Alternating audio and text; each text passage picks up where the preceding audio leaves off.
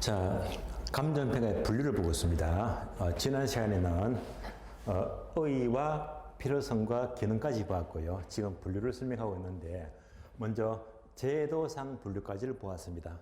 그래서 제도상 분류 이해를 했으니까 책을 잠시 확인해 봅니다. 책을 볼까요?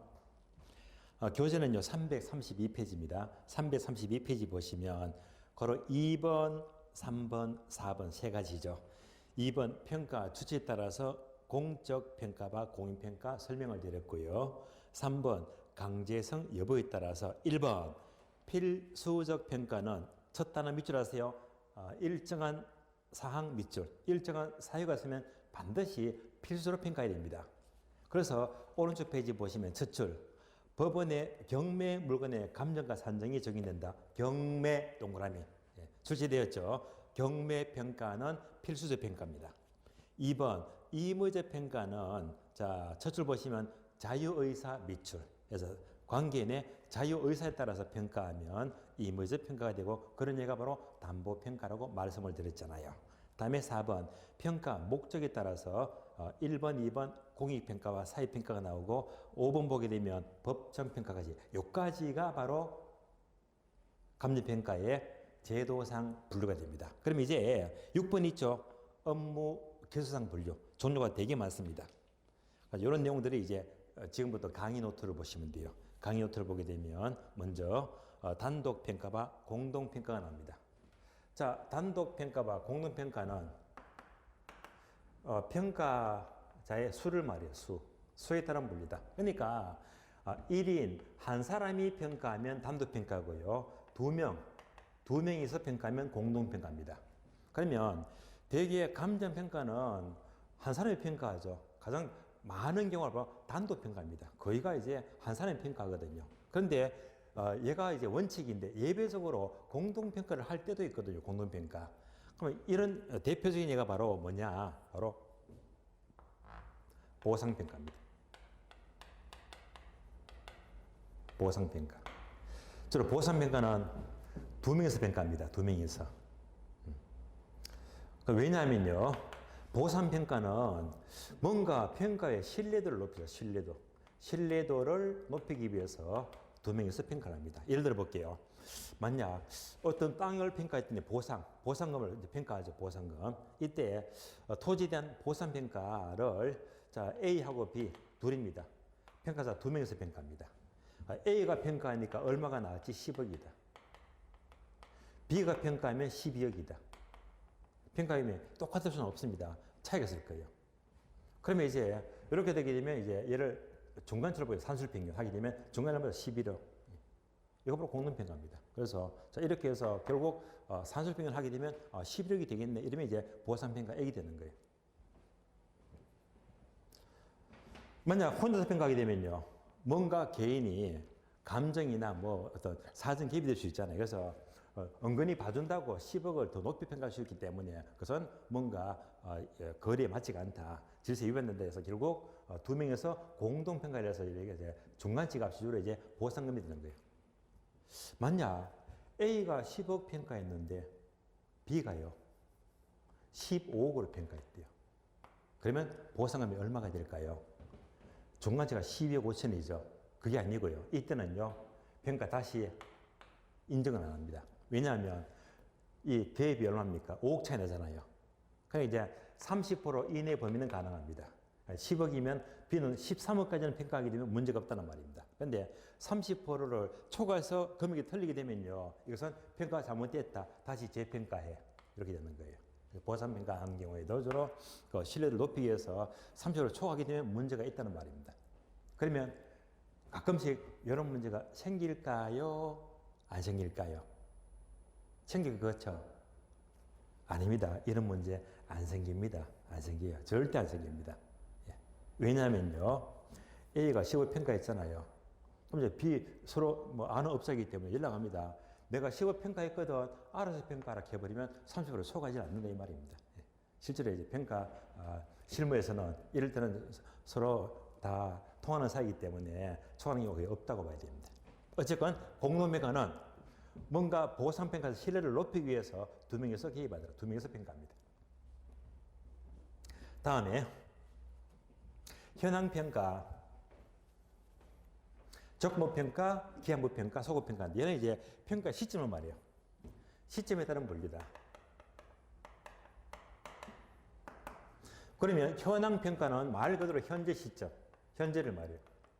적모평가나 기한부평가는 시점이 미래다. 미래가 돼요. 반면에 소급평가는 바로 과거로 소급하더라. 시점이 과거를 말합니다. 다시 말하면요. 감정평가의 시점은요. 현재면 현황평가, 미래면 조건부 또는 기한부평가, 그리고 과거면 소급평가가 되는 거예요.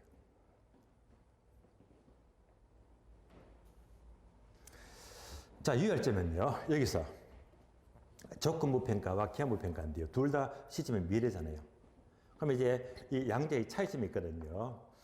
이때 양자의 차이점은 여러분들이 학교는 보라는 여러분들이 민법 공부하시면 민법에서 조건부 법률행위, 기한부 법률행위 이런 것들을 공부하거든요. 그러면 거기서 다 공부하는 것들인데 굳이 양자의 차이점을 본다면 조건부 평가는 장래 도래가 불확실합니다.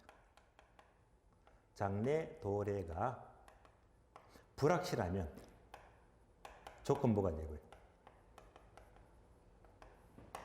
그다음에 기한부 평가는요. 장래 도래가 확실하대요. 장래 도래가 확실하면 기한부가 됩니다. 간단한 예를 들어 볼게요.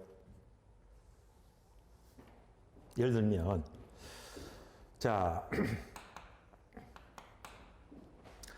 34회 시험이 언제 있습니까? 내년 10월 28일이죠. 자, 시험. 그러면 이제 부인이 공부를 하는데, 중에서 공부를 합니다. 공부를 하는데 신랑이 조건을 달아요. 당신 내년 시험 공부를 해서 자 10월 28일 시험에서 합격을 하면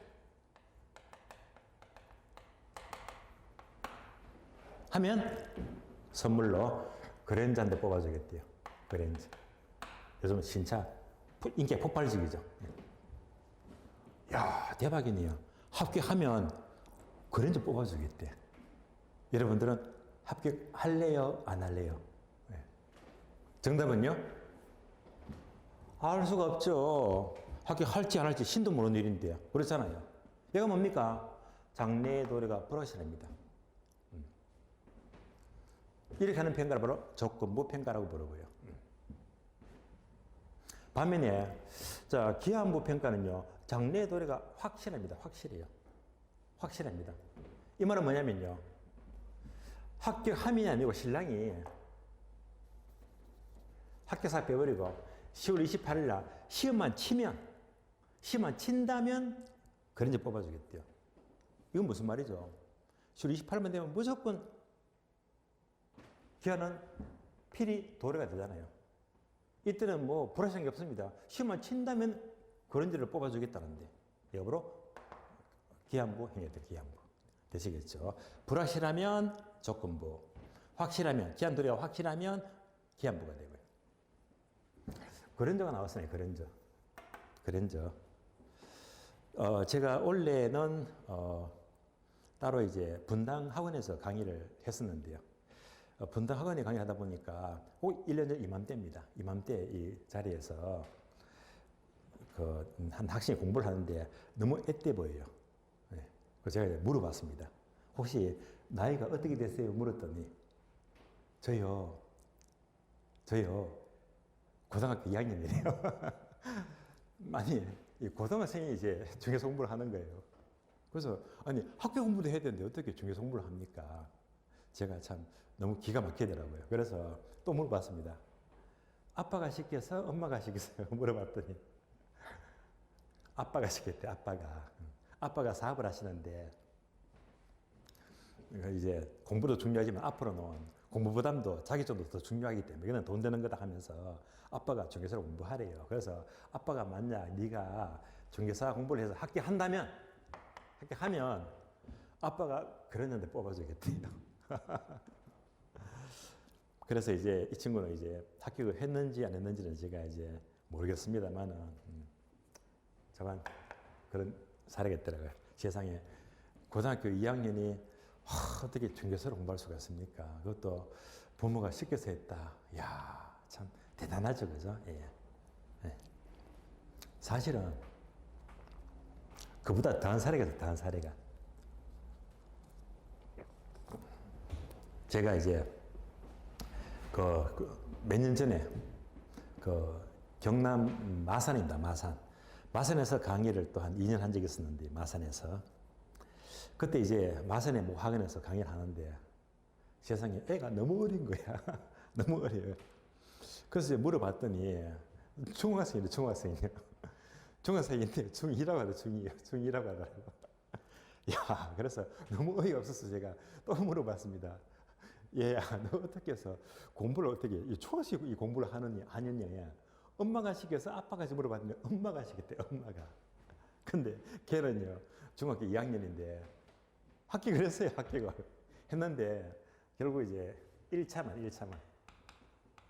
합격을 했어요.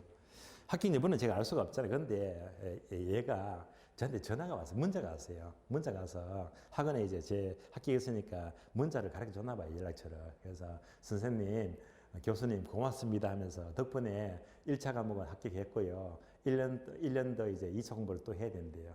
근데 이제 뒷여담인데요. 이 친구가 1년 해가지고 2차가 떨어진 거야. 다시 또 1차 또 해야 되거든요. 그러니까 이제 그때는 이제 재수 3수기로 넘어가잖아요. 예. 그러면서 또 문자가 왔어요. 교수님, 학원에 교수님이 안 보이는데 교수님 수업이 마음에 드는데 어디서 강의 들을 수 있을까요? 하면서 또 문자가 왔더라고요. 그래서 어쨌건 그 친구 됐으면 좋았는데 아무리 어려도 힘들게 1차 해가지고 2차가 됐더라면 얼마나 좋았겠습니까?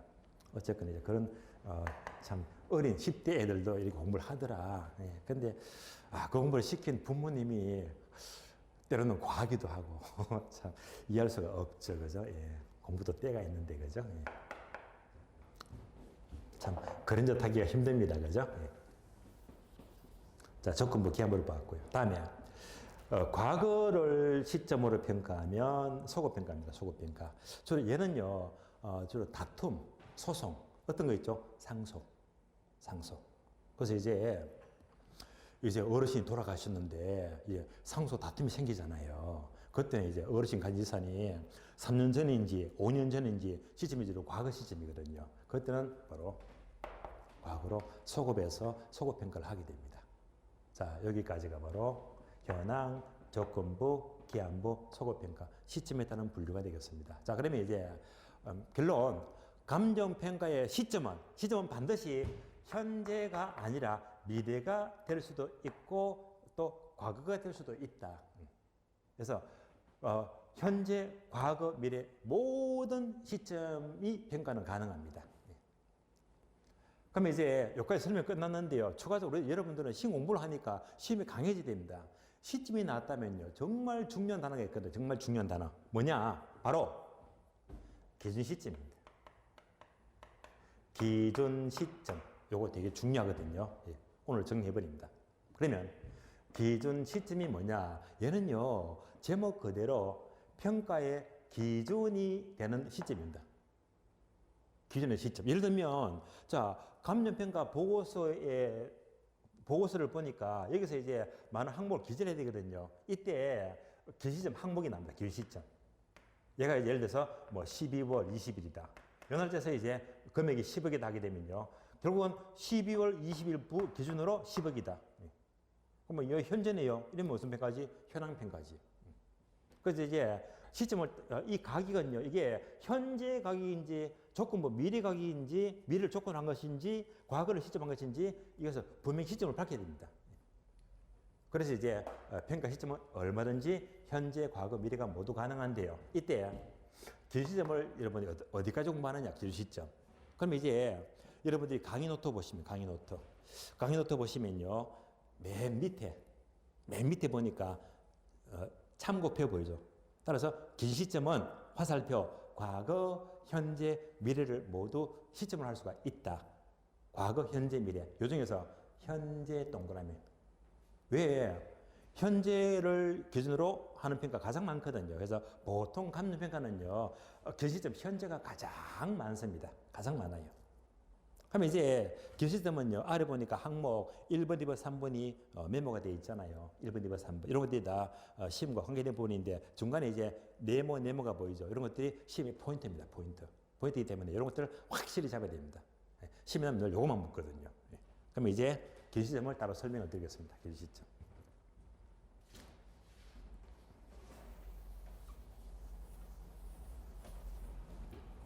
강의 노트 보시면 돼요. 기시점.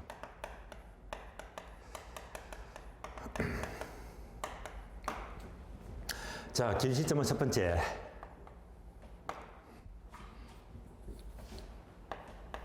가격조사, 네모일자. 얘가 중요합니다. 기시점은 가격조사, 네모일자다. 얘가 출제가 굉장히 잘 됩니다. 네모가 뭐냐? 바로 완료일자예요. 가격조사, 완료일자. 기시점은 가격조사, 완료일자를 말한다라고 보시면 돼요. 그러면 대개 수험생들은요, 이해서 설명이 없습니다. 그냥 책에 보니까 이렇게 나오더라. 이걸로 또는 암기하고 끝. 그러면 이제 아주 단편적 공부가 되어버립니다. 그럼 도대체 이 기시점, 가격조사, 완료일자는 뭘 말하느냐? 예를 들어 볼게요.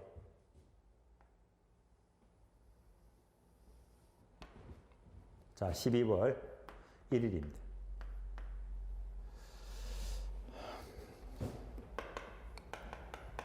제주도에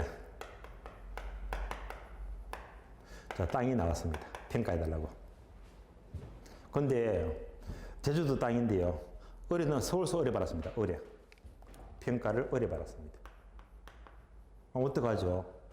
서울에 있는 법인의 평가사가 제주도까지 내려가야 됩니다. 평가하려면 내려가야 됩니다. 그래서 이제 12월 4일부터 12월 6일까지 4, 5, 6, 3일이죠. 3일 동안 제주도 내려가서 3일 동안에 호텔 묵으면서 이제 조사를 해야 자료를 뽑아야 됩니다. 그래서 따로 현지 조사를 합니다. 현지 조사를 통해서 가격을 구하는 데 필요한 여러 가지 자료를 수집합니다. 자료. 3일간 현지 조사를 하고요. 다시 서울 올라왔어요. 올라와서 8일날 이제 이것을 다 분석해서 이제 평가 보고서를 작성합니다. 보고서를 작성했다. 그럼 보고서에다가 여러 가지 평가 항목을 다 기재합니다. 이때 보고서에 이제 금액이 10억이 나왔습니다. 이 땅값은 10억입니다. 10억을 기재를 했습니다. 보고서를 작성했어요. 그리고 이제 또 이틀 뒤에 10일날 의뢰인에게 평가 보고서를 제출합니다. 자, 그럼 따라오셨죠? 그러면 날짜가 몇 개 나왔지? 하나, 둘, 셋, 넷, 다섯 개. 그러면 얼마 났습니까? 10억. 그럼 이때 이 10억, 이 금액은요, 도대체 10억이 나는데, 이때 기시점은 언제가 될까요? 이걸 한번 이해해보자 말입니다. 한국 사전이니까 1번, 2번, 3번, 4번, 5번, 5개 되겠네요. 많은 분들이 자, 4일 같아요, 6일 같아요, 8일 같아요 이렇게 나오거든요. 그러면 기시점은 앞에서 분명히 포인트가 뭐겠습니까? 가격조사 완료일자라고 했습니다. 가격조사 완료일자다. 그러니까 다시 말하면요, 3일간 걸쳐서 제주도 내려갔죠. 현지 조사가 다른 말로 가격조사예요. 내가 바로 가격에 필요한 조사를 하는 겁니다. 그럼 답이 나왔네. 가격조사 완료일자는 6일이 되겠지. 그래서 끝났잖아요. 그래서 얘가 바로 가격조사 완료일자. 이때를 시점으로 금액을 다 따지니까 얼마가 나왔지? 10억이 나왔대. 10억이. 되시겠죠? 따라서 기시점은 가격조사 완료일자를 가리킵니다. 그래서 여러분들이 이제 나중에 시험 합격하시고 뭐 경매도 필히 관심을 가질 겁니다. 경매를 가지면 항상 경매 물건은요, 평가 보고서가 제출되어 있습니다. 평가 보고서 보게 되면요, 이렇게 기시점이 얼마다 다 나와 있거든요. 이때 가격이 바로 얼마고 나가면서 이 시점을 이해하는 겁니다. 두 번째, 긴 시점은요, 필수적 기지사항입니다. 필수적 기지사항이다.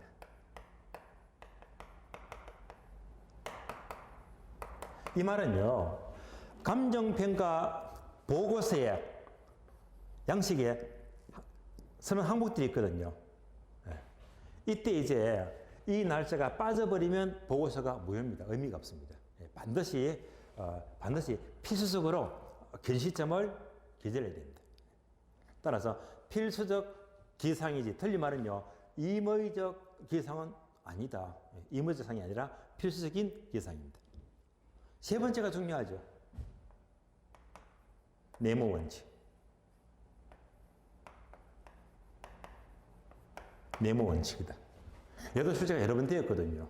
이 네모가 뭐냐? 바로 변동의 원칙입니다. 변동의 원칙이다. 자, 앞서 긴 시점은 현재가 될 수도 있고, 과거가 될 수도 있고, 미래가 될 수도 있다. 모두 가능하잖아요. 그러니까 부동산 가격이 10억이 나왔다. 10억. 이 10억이 나왔다면 이 10억이 현재 가격인지 과거 가격인지 미래 가격인지 분명히 바뀌어야 됩니다. 그럼 부동산 가격은요, 과거에서 현재로, 현재에서 미래로 끊임없이 변하거든요. 끊임없이 변동하기 때문에 언제 가격인지를 분명히 시점을 밝혀야 됩니다. 그래서 기준 시점의 근거 원칙은 변동의 원칙이지, 함정은 항상 요거 싹 지워버리고 예측의 원칙이다. X 틀린 말입니다. 따라서 예측의 원칙은 X. 함정 속지 마세요. 바로 변동의 원칙입니다. 따라오셨죠? 이걸로 끝입니다. 우리 시험은 놨다 하면요, 요거 네모 2개. 늘 얘만 묻거든요. 얘만 물어요. 그래서 이제 가격조사를 의뢰한 일자 틀린 말이고, 가격조사를 완료한 일자가 되고요. 그리고 변동의 원칙입니다. 따라서 감정평가 시점을 공부하면서 과거, 현재, 미래가 모두 될 수 있는데 이 길시점이 빈출 단어입니다. 출제가 자주 되고 있거든요. 자, 이어서 1차, 2차, 3차 수준의 평가인데요. 얘는 바로 전문성을 말해요. 전문성에 따른 분류다.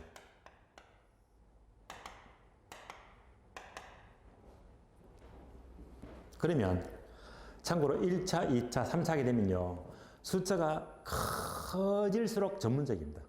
답이 나왔죠. 가장 전문적인 평가는 3차. 그래서 3차 수준평가로 가장 전문가다.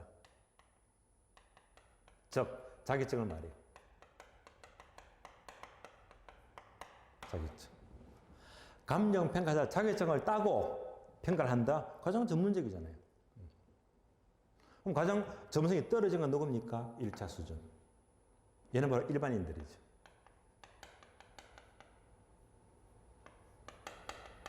일반인들. 가장 비전문가입니다. 그러면 이 중간에 있는 것이 바로 2차 수준입니다. 2차 수준은요, 1차도 아니고 3차 중간에 있다. 얘가 바로 일상 업무를 말해요. 그러니까 다시 말하면요, 자격증은 없어요. 없이 일상 업무로 평가를 다룰 수 있다는 위치를 가리킵니다. 그런 대표적인 게 바로 여러분들이 은행 가보시면, 은행 가면 은행에 그 대출계 담당 직원이 있잖아요. 대출계 담당 직원은 감정평가 자격증은 없습니다. 없지만은 맨날 다루는 게 담보평가, 일상 업무로 다루고 있잖아요. 이때 하는 평가, 은행 직원이 하는 평가가 바로 제 2차 수준의 평가가 되는 거예요. 구분되시겠죠? 여기까지가 1차, 2차, 3차 수준의 평가를 구분했는데, 이왕이면, 자, 중개를 넣어보자, 중개. 여러분들이 중개법 공부하시면 또 이런 거 나올 겁니다. 중개도 결국은 1차 수준의 중개활동, 2차, 3차 수준의 중개활동 이렇게 구분되거든요. 똑같아요. 그러니까 중개사 자격증 따고 중개활동 한다, 가장 전문적입니다. 그러면 이제 3차 수준의 중개활동입니다. 다음에 1차는 전문성이 가장 떨어지잖아요. 그래서 일반인들이 그 중개를 한다는 것은 가장 성적이 떨어지는 1차 수준이 되겠고 2차 수준의 중개활동은요. 역시 자격증은 없지만 중개를 일상 업무로 다룬대. 얘가 누굽니까? 중개보조원. 중개보조원.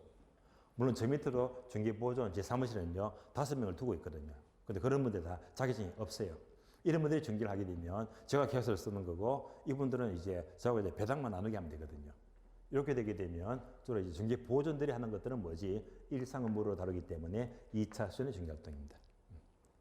사실은 현실적으로 보게 되면 공인중개사들이 자격증을 취득해서 중개활동을 합니다. 그런데 자격증이 있는 분들은요. 몸을 사려요. 왜? 조금만 여러분 중개법 공부하시면 얼마나 그 행정 벌칙이 많습니까? 그러니까 뭔가 잘못돼 버리면 벌칙금, 행정벌이 무섭거든요. 그래서 항상 이제 3차 수준은요. 법을 지키려고 하거든요. 자칫하면 자격증이 날아가지 않을까. 그래서 굉장히 이제 원리를 지키다 보니까 조심해서 합니다. 그런데 이런 분들은 자격증 없잖아요. 이런 분 특징은 한마디로 겁도 없이 합니다. 겁도 없이 합니다. 어떻게 보면요. 초과수술을 못 받게 돼 있잖아요. 그게 바로 이제 대들이 치는 건데 있는 작업인데 그런 것도 잘합니다. 잘합니다. 그래서 어떻게 보면 이런 분들이 겁도 없이 하니까 돈은 또 많이 버시더라고요. 자, 어쨌건 이제 1차, 2차, 3차 평가활동을 집어넣건 중개활동을 집어넣건 구분되시겠죠? 여기까지가 1차, 2차, 3차 수준이었습니다. 자, 이어서 참모평가와 수시평가인데요. 참모평가와 수시평가. 자, 참모평가는 자, 여러분들 강의 노트 보게 되면 어떻게 메모되어 있죠? 강의 노트. 고용기간. 고용기간.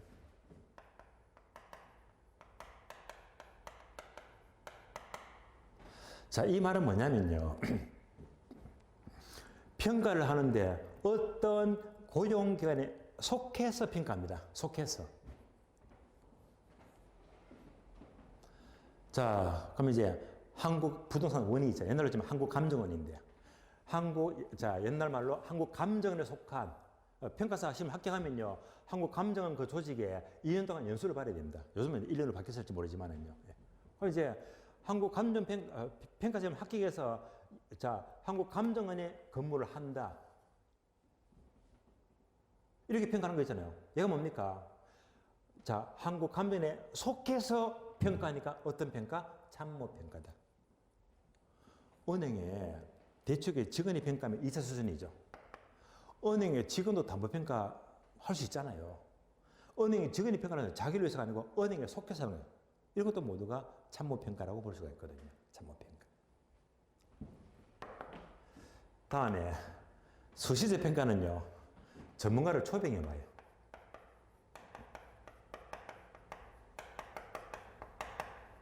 전문가를 초빙해 옵니다. 이런 평가가 바로 수시평가다. 예를 들면 자, 감정평가사가 평가를 하다 보면 3차 수준인데 이때 평가모가 워낙 다양하거든요. 중개 업무도 다양하고 굉장히 다양합니다. 근데 이제 평가사들은 이제 자기들 전문이 있습니다. 전문.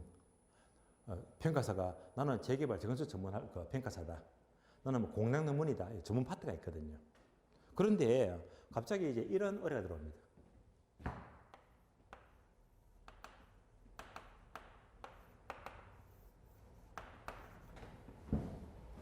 항공기를 평가해달래요. 항공기. 그러면 이제 이 평가서는요, 자, 항공기는 전혀 관계가 무관하잖아요. 비행기는 타보기나 했지. 비행기 부속을 하도 모르잖아요. 이때는 평가를 기각시킨다. 평가를 할 수가 없잖아요. 그럼에도 불구하고 굳이 이렇게 항공기 평가 의뢰가 들어왔다면 이 평가를 어떻게 하느냐. 이때 항공기 관련 자 박사급의 전문가를 불러와서 같이 평가하면 되거든요. 그래서 이제 자 항공기 평가다, 선박 평가다 이럴 적에는 자 이 관련 전문가를 수시로 불러와서 초빙해 와서 평가를 할 수 있다. 이런 평가를 수시제 평가라고 합니다. 여기까지 참모 평가와 수시 평가입니다.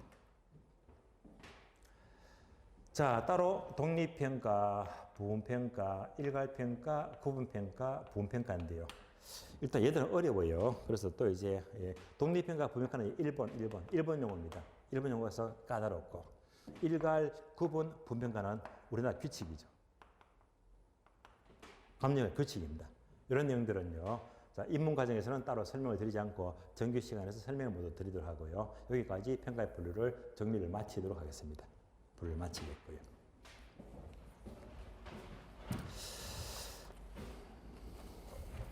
자, 그러면 이제 지금까지 분류를 설명드리면서 항상 어떤 경우도 두 가지는 꼭 기억하자. 두 가지는 먼저 경매 평가가 나왔다. 무슨 평가? 필수들 평가. 다음에 기준 시점이 나왔다 하게 되면요. 바로 개념이 뭐지? 가격조사 완료 일자. 그리고 근거되는 원칙은 변동의 원칙이다. 이것만큼은 꼭 기억하셔야 됩니다. 그럼 기준 시점은 우리 책을 보게 되면요. 이것만 확인할게요. 332페이지 보시면요. 332페이지. 자, 맨 위에 보니까 참고표 보죠. 내용 박스. 기준 시점에 따른 구분 나왔잖아요. 그런데 이 박스가 설명이 조금은 명쾌하지가 않은데요. 단어 두 개만 나왔네요. 소급평가와 기한부평가만 나왔네요. 소급평가는 시점이 뭐 과거, 기한부평가 시점이 뭐 미래를 말하잖아요. 그러니까 이제 박스는 기준 단어는 나는데 쉽게 말하면 알맹이가 빠져 있어. 알맹이가 어떤 알맹이? 요거 얘가 빠져 있잖아요. 그래서 여러분들이 책을 만들어 주시면요. 참고표 기준 시점에 따른 분류 제목에다가 이렇게 화살표 해주고요. 적어도 요거 두 개는 메모하세요. 그래서 가격조사 완료 일자. 무슨 원칙? 변동의 원칙이다. 이것만큼은 적어주게 되면 시험은 얘가 늘 출제가 되고 있으니까 가장 중요한 포인트가 빠져있네요. 이렇게 메모를 해주시면 좋겠습니다. 자, 분류 마치겠고요. 자, 그러면 이제 교재는 한 장 넘어갑니다. 넘어가면 334페이지입니다. 334페이지. 네모 6번. 부동산 가치론. 얘가 바로 이겁니다. 드디어 본론. 부동산 가격 형성 원리입니다. 부동산 가격은 어떻게 이루어집니까? 지금부터 이제 바로 이 파트인데, 자, 제가 강조했습니다. 이 파트는 크게 발생 요인, 형성 요인, 재원칙. 그러면 세 가지인데요. 얘는 일단 숲을 보지 말고, 숲을 보자. 나무를 보지 말고. 그래서 여러분들이 만약 이 파트부터 지금 계속 공부하는데 그냥 여러분 혼자서 책을 읽어 나갑니다. 자, 혼자서 책을 읽는 것은 나무를 보는 거예요. 그럼 여러분들이 혼자 책을 읽어보세요. 하나도 몰라. 알 수가 없어. 왜? 나무를 보니까 숲이 안 보이잖아요. 그러니까 이 파트부터는 뭐지? 숲을 먼저 봐야 됩니다. 전체 그림을. 전체를 본 다음에 나무 한 그릇씩 분석해서 들어가야 되거든요. 그래서 이 파트만큼은 이제 전체 흐름을 잡는 것이 중요합니다. 그래서 일단 교재를 보기에는 너무 세세한 부분에서 한눈에 안 들어와요. 지금부터는요. 강의 노트를 보시면 오히려 공부가 편합니다. 강의 노트 뒷페이지 보시면 뒷페이지. 뒷페이지 보니까 이제 드디어 목차 2번 나왔죠? 부동산 가격 형성 원리가 나옵니다. 지금부터 가격 형성 원리를 설명을 드리겠습니다.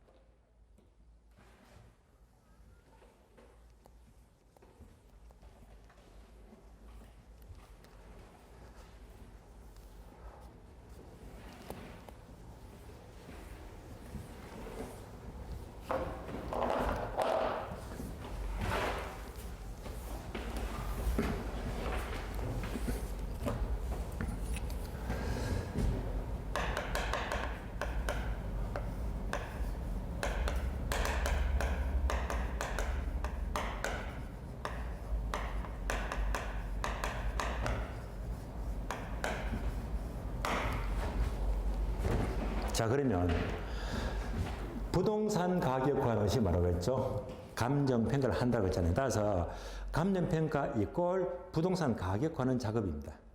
그러면 많은 책들이 목차를 보게 되면 우리 책도 마찬가지입니다. 334페이지 보시면 네모 6번 부동산 가치 이론 나왔잖아요. 가치 이론. 그래서 이제 가치를 표현하고 있거든요. 이 부분은 너무 혼동을 하지 마시고요. 다시 말하면요. 감정 평가를 한다는 것은 부동산 가격 관련 작업에 이때 감정 평가사가 구하는 부동산 가격,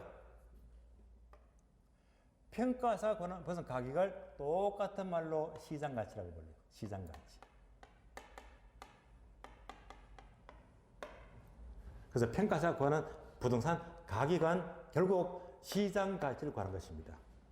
그래서 이제 많은 책들에 이제 가치를 집어넣게 되는데, 결국 이제 둘 다 똑같은 말이니까 가치 형성 원리 하는 것은 바로 시장 가치를 말해요. 그래서 이때 가격 형성 원리는 항상 시장 가치와 똑같은 말이다라고 보십니다. 그럼 여러분들이 현실적으로 자 부동산 사무실 들어가죠. 들어가서 이제 묻잖아요. 저기요, 아파트 살려고 하는데 이 아파트 가격은 얼마입니까? 이렇게 묻잖아요. 아파트 가격 얼마입니까? 묻지. 아파트 가치 얼마입니까? 이런 말 안 하잖아요. 근데 되게 이제 우리가 이 가격이라는 말이 익숙해졌기 때문에 가격 형성 원리가 되면 다른 말로 시장 가치 형성 원리를 가르칩니다. 이렇게 보시면 이제 가치를 넣건 가격을 넣건 이제 같은 의미를 보시면 되겠습니다. 부동산 가격은 똑같은 말로 시장 가치를 구하는 작업입니다. 자, 이것을 전제합니다. 그러면 강의노트 보게 되면 네모 1번 부동산 가격 일반 이론, 네모 2번 가격 발생 요인, 네모 3번 형성 요인, 4번 지식, 네모가 4개 나와 있죠. 그런데 강의노트는요, 왼쪽에 여백이 많잖아요. 여백이. 여백이 많아요. 그 왼쪽에 많은 여백에다가 여러분들이 약간의 이제 그림을 조금만 그려주시면 돼요. 지금부터 요 전체 숲을 보는 거예요. 숲을. 전체를 보는 건데요. 이 전체를 보는 것이 왼쪽 여백이 있죠. 여기다가 이제 그림을 따라 이제 그려주는데 복잡한 그림 아닙니다. 네모만 4개 넣어주면 네모를 4개.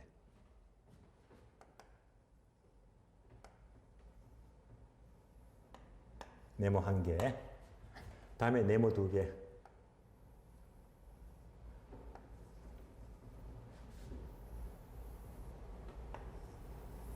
다음에 네모 3개.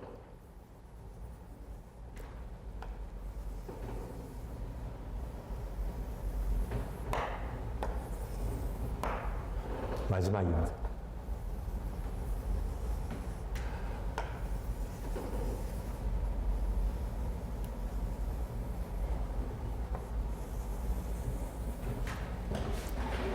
자, 요 네모만 넣어주면 돼요. 그래서 이것을 이제 1번, 2번, 3번, 4번 연결해서 공부하는 겁니다.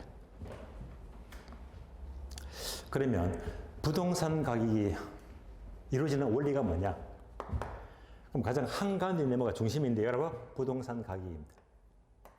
부동산 가격입니다.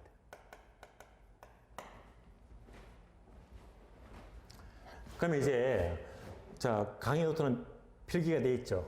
네모 1번. 얘가 바로 첫 번째 네모입니다. 이런 말이에요. 이렇게.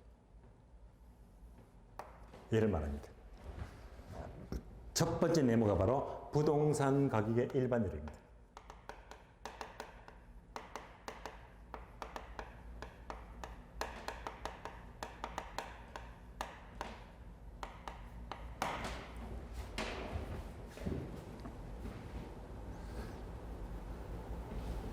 그럼 여기서는 뭘 공부하느냐?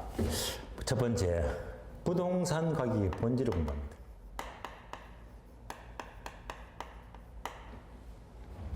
자, 그렇게 좀 더 메모가 되어 있잖아요. 다음에 두 번째, 자, 가치와 가격을 비교하죠. 가치와 가격. 이 차이점을 알아야 되겠고요.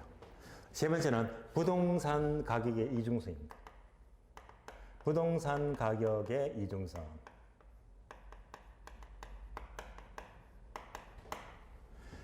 네 번째는요, 부동산 가격의 특징.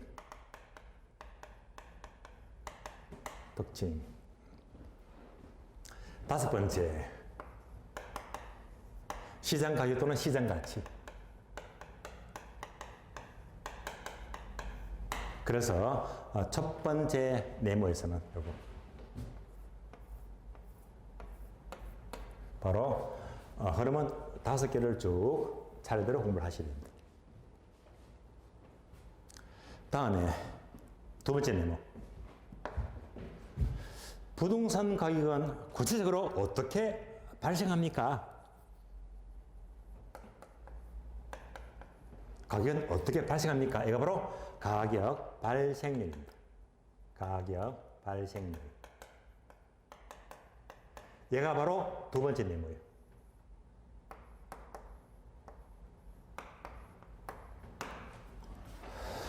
바로 가격 발생률입니다. 또는 가치 발생률.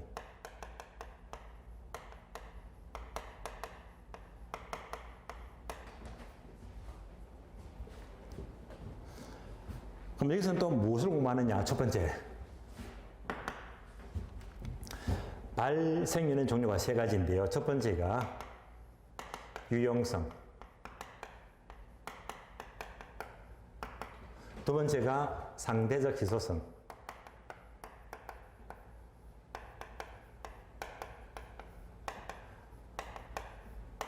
세 번째가 유효수예요.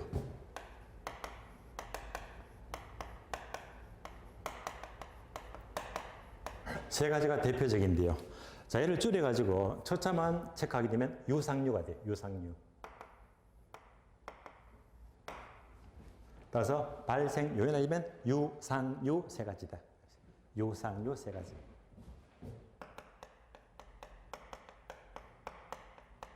유상류 세 가지다. 다시 유상류 3자에 또 영향을 미치더라.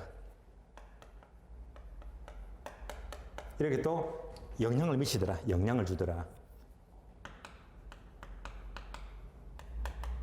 자, 발생요인 유상류 3자에 또 영향을 주는 것이 바로 가격 형성인입니다.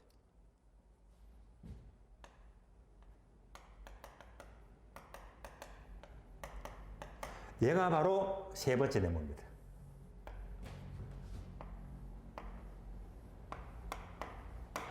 가격 형성률입니다.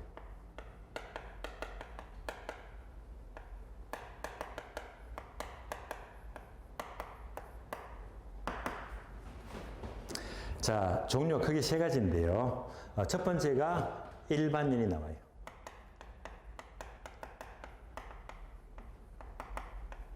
두 번째가 지역인입니다.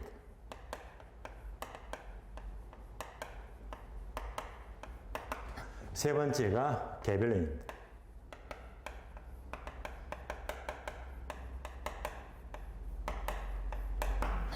얘도 줄여서 자, 첫자만 따게 되면 일지계. 자, 일지계 세 가지입니다. 일지계. 따라서 형성 요인 하게 되면 일반 요인, 지역 요인, 개별 요인, 일지계 세 가지가 있어요.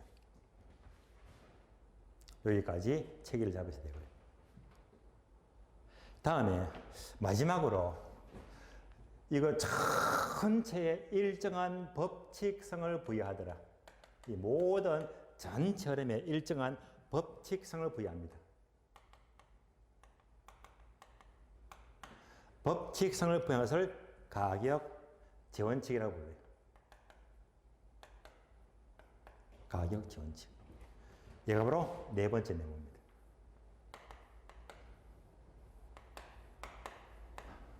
그래서 부동산 가격 재원칙입니다.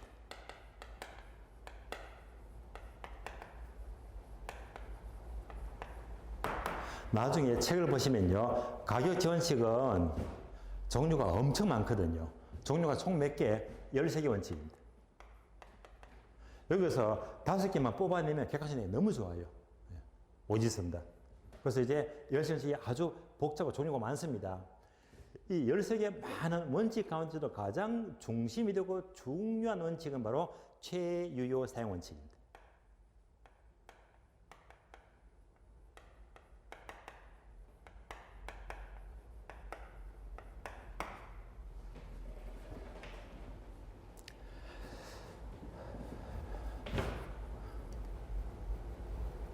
따라서 자, 이상의 전체는 얘가 바로 숲을 보는 거예요. 숲을. 하늘은 이렇게 체계를 잡고 하나씩 봐야 됩니다. 그래서 항상 가격 형성 원리는요. 이 전체 그림을 이렇게 머릿속에 그려놓고 난 다음에 이제 책을 보시면서 내가 가치와 가격 공부한다 하면 전체에서 바로 여기를 공부하구나. 다음에 유용성이 나타나면 전체에서 여기를 공부하는 거구나. 예, 되시겠죠? 그래서 이제 하나씩 공부하게 되면 얘가 나무 하나가 되는 거예요. 이제 일단 숲을 그려놓고 이 흐름에서 전체를 사본 다음에 공부를 한 것이 가장 바람직합니다. 그래서 숲을 보고 공부를 해야 됩니다. 자, 일단 기본적인 숲을 그려뒀습니다. 이 틀을 보시면서 이제부터 자, 하나씩 이제 풀어서 봅니다. 하나씩. 이제 나무 한 그릇씩 보는 거예요. 그러면 이제 강의노트 보게 되면 밑에 내려가니까 이제 네모 있죠. 부동산 가격의 일반으로 나왔죠. 부동산 가격의 일반으로. 지금부터 그게 1번이 되면 본질이 뭐냐. 두 번째, 가치와 가격 구분하고요. 가격의 이중성, 부동산 가격의 특징, 시장 가치. 목차 차례대로 나와 있죠. 그래서 1번부터 5번까지 하나씩 설명이 나왔습니다. 이 부분을 지금부터 설명을 드리겠습니다. 자, 이 설명은요, 10분 쉬었다가 다음 시간 이어서 보도록 하겠습니다.